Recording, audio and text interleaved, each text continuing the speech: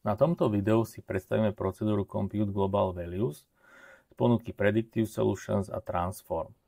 Procedúra spočíta základné popisné štatistiky číselnej premennej ako priemer, medián, smrdanú odchýlku, minimum, maximum, sumu a podobne a výsledok uloží do novej konštantnej premennej. Procedúra je užitočná pri transformácii premenných, kedy je pre výpočet potrebná práve konštantná premenná s popisnou štatistikou. Ako príklad môžem uviesť výpočet podielu zisku za jednotlivé dni na celkovom zisku alebo rozdiel medzi cenou výrobku a priemernou cenou. Takže mám otvorený dátový súbor, kde sú informácie o počte predaných kusov konkrétnych modelov automobilov spolu s ďalšími parametrami. Dopočítame si tie globálne hodnoty, respektíve ktoré budú uložené do tých konštantných premenných pre tú premenu sales.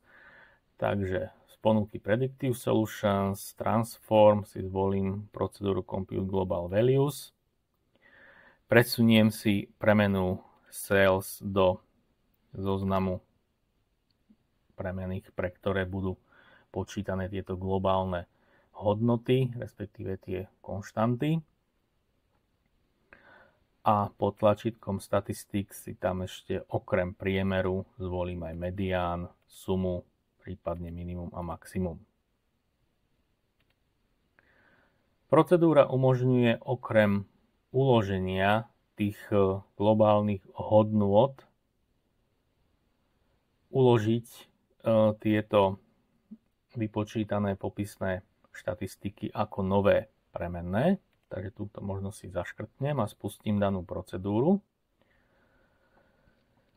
Výsledkom bude, že procedúra mi dopočíta týchto 5 označených globálnych hodnôt. A keďže som zaškrtol aj tú možnosť, aby tieto hodnoty boli uložené do nových premenných, tak mi tu vlastne vznikne 5 nových stĺpcov alebo 5 nových premenných. V ďalšom kroku si ukážeme, akým spôsobom je možné tieto globálne premenné použiť pri výpočte nových premenných alebo pri tvorbe nových premenných. Takže z ponuky Transform Compute Variable pokúsime sa vytvoriť si novú premennú, ktorá bude predstavovať percentuálny podiel predaja toho konkrétneho modelu automobilu k celkovým predajom.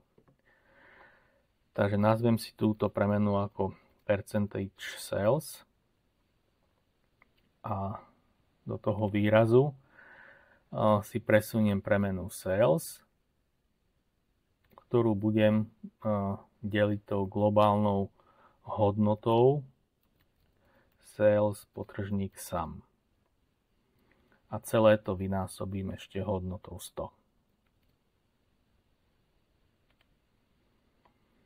Vznikne mi v ďalšom stĺpci nová premenná, ktorá bude vyjadrovať ten percentuálny podiel predaných kusov konkrétneho modelu automobilu k celkovým predajom. Ďakujem za pozornosť.